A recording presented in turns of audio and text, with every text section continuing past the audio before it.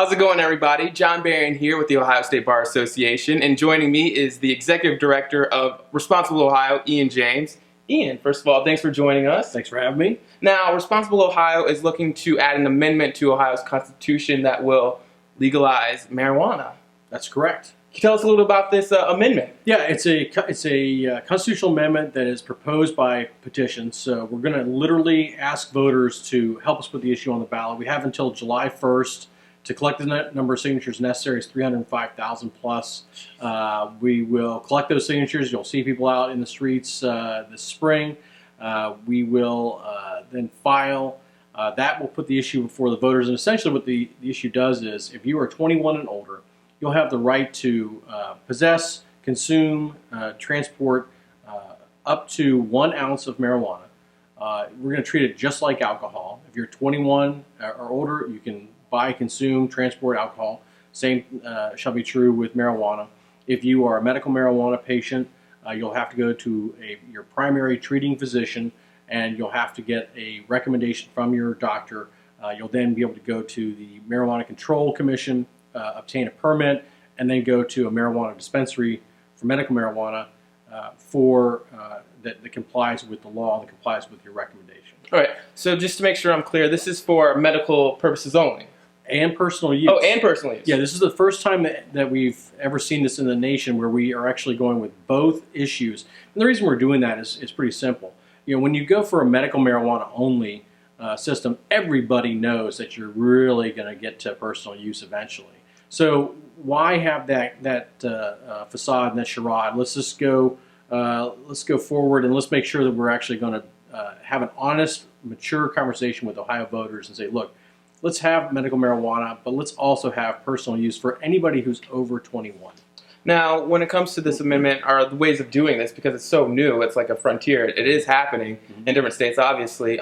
You can introduce amendments that are very heavily regulated, or you can introduce amendments that are more open market and less deregulated. This amendment that Responsible Ohio seems to be proposing tends to go on the more heavier regulated side. Yeah. Can you tell us about why you're pointing in that direction? Well, voters want to know what they're getting. You don't want to buy a pig in a poke. You want to make sure that what you're getting is heavy regulation. What you're getting is tight regulation with taxation. So we're making certain that we're not leaving things up to, frankly, the State House to make some decisions on. We're not. We want to make sure that voters understand that when they support the Responsible Ohio Amendment, they get 21 and older have the right to possess and consume marijuana. That there is a 10 growing facilities that are very regulated. They're secure. It's essentially going to be indoor warehouse secured locations that are going to grow the marijuana. That has to then go be tested so that you know what you're consuming, the potency level, the chemical compounds that are in there. That marijuana is then packaged. It's required to be packaged and then distributed to retail centers and retail marijuana dispensary systems, as well as to manufacturers. You already have 10 locations that you are already looking or had put in the amendment to grow? Right. It follows a recommendation that was made to the state of Vermont to say, look, the way for you to move forward is to have a set number of privately held and tightly regulated grow facilities. That way you can really monitor what's going on there. If they screw up, you take their license. If they don't meet demand, you add licenses to this, so until the demand can be met. So this is, the big charge out there now has been, this is a cartel, this is a monopoly. It's neither, because everybody has to compete. There can be no collusion, because that would be illegal. It would violate the Sherman Act. It would be an antitrust nightmare.